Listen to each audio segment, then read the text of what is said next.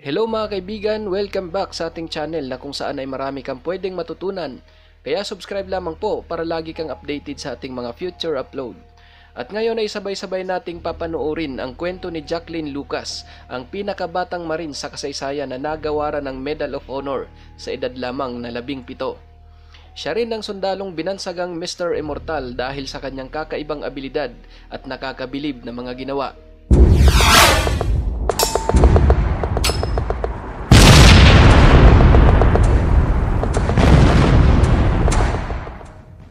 February 14, 1928, araw ng mga puso, isinilang si Jacqueline Lucas sa isang maliit na bayan sa North Carolina.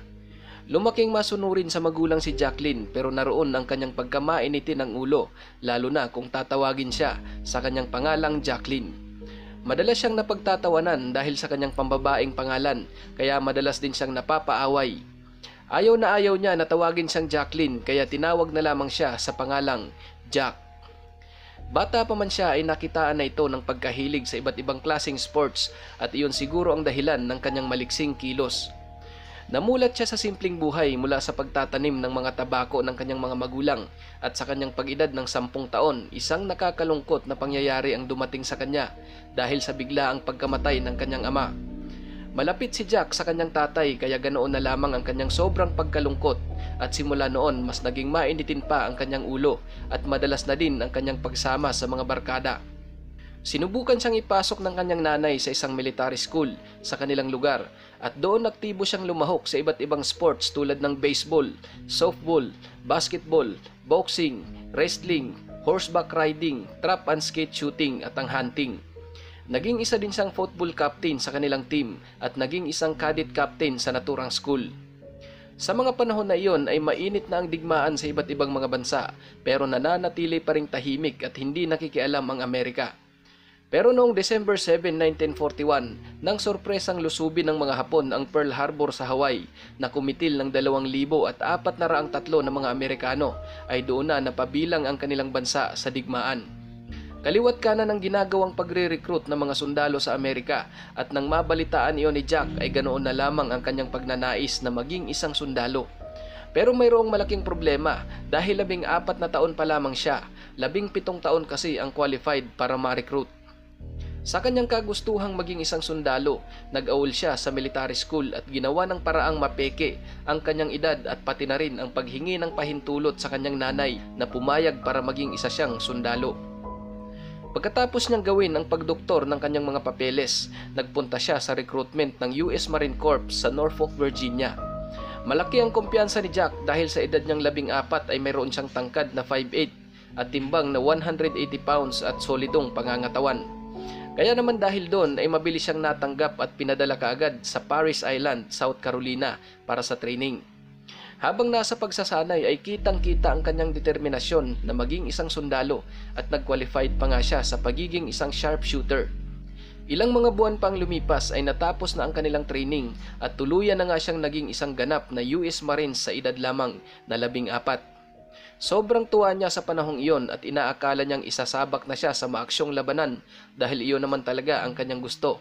Pero naging dismayado si Jack dahil na-assign lamang siya sa training batalyon sa parehong kampo na parang isang ordinaryong manggagawa. Doon ay nagwawali sila sa loob ng kampo o di naman kaya ay nagtatanim o nagtatrabaho ng kung ano-ano, malayo sa inaasahan niyang maaksyong bakbakan.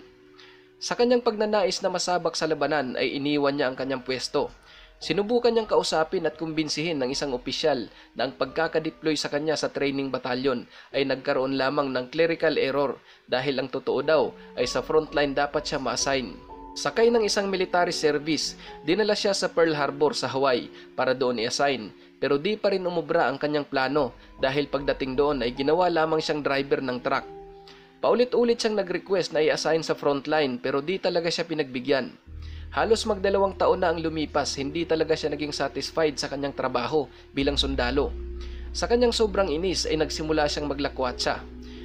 Muli na naman niyang inabandona ang kanyang pwesto at nagpunta sa isang bar at nanggulo hanggang sa siya'y naaresto. Sa paulit-ulit na kalokohan na pinaggagawa ni Jack sa Hawaii ay napag-isip-isip niya na kung hindi siya ma-deploy sa lugar na kung saan may labanan ay siya mismo ang magdi-deploy sa kanyang sarili. Kaya naman inaabangan niya ang mga barko na paalis para maghatid ng mga sundalo papunta sa digmaan. Isang araw nang makita niya na paalis ang mga military transport ship para maghatid ng libu-libong sundalo papuntang front lines. Dala lamang ang ilang pirasong tinapay, mabilis siyang sumampa sa barko at maingat na nagtago para hindi siya makita ng mga crew dahil kung magkataon ay sisipain siya pabalik at maku-court martial. February 20, 1945. Isang buwan matapos ang kanilang paglalakbay ay narating na nila ang baybayin ng Iwo Jima na kung saan ay doon pinakalat ang 40,000 mga sundalong Amerikano laban sa mga Hapon. Si Jack ay napasama sa 1st Battalion, 26th Marines, 5th Marine Division at kaisa-isang sundalong nakipagbakbakan na walang dalang baril. Nung magsimula ng magpalitan ng putok, nakita niya ang ilang kasama niyang napatay. Walang takot niyang kinuha ang baril nito sa gitna ng pinapaulan na bala ng machine gun at artillery ng kalaban. Nang mapasa kanya na ang baril ay nagsimula na rin siyang magpaputok at dahan-dahang pinilit na makarating sa kakahuyan kasama ng 4 pang mga sundalo. Nang marating na nila ang kakahuyan, sinimulan nilang i-clear ang lugar dahil doon kasi pumupwesto ang mga Hapon para harangin ang kanilang pagsalakay mula sa baybayin. Sa mga oras na iyon, tuloy pa rin ang pagpapaulan ng bala sa direksyon ng iba pa nilang mga kasama hanggang sa natunto ni Jack kung saan nakapwesto ang machine gun nest. Nang malapitan nila ito, nakita nila na mayroong 11 mga Hapon. Pero noong mapasok na nila ang mismong lungga, ay nagulat sila dahil wala na itong tao. Nakita ni Jack na mayroong tunnel na nagsisilbing lagusan para makatakas ang mga kalaban, kaya sinundan nila ito.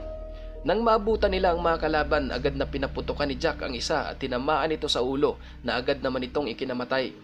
Nang muli niyang barilin ng isa pang kalaban ay nag-jam ang kanyang rifle, kaya nagkaroon ito ng pagkakataong makapagtago. Gumanti ang kalaban sa pamamagitan naman ng pagtapon sa kanila ng isang granada at doon naman ito bumagsak sa paanan mismo ni Jack. Mabilis siyang dumapa sa granada nang walang pag-aalinlangan upang maisalba ang buhay ng kanyang mga kasama sabay sigaw ng take cover. Pero hindi pa man sumabog ang kanyang dinapaan, ay mayroon na namang isa pang inihagis na bumagsak naman mga 1 metro lang din ang layo mula sa kanyang pagkakadapa. Mabilis niya itong dinampot para magkasamang dapaan at ilang segundo lang ang lumipas ay sumabog ang granada sa katawan niya. Pagkatapos nun, inakala ng kanyang mga kasama na patay na si Jack dahil kitang-kita nila ang impact ng pagsabog sa kanyang katawan at naliligo na ito sa kanyang sariling dugo.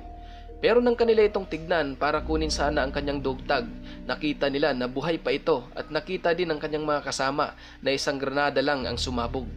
Sa kabila ng matinding pinsala na kanyang natamo, hindi siya namatay at pilit pa rin lumalaban.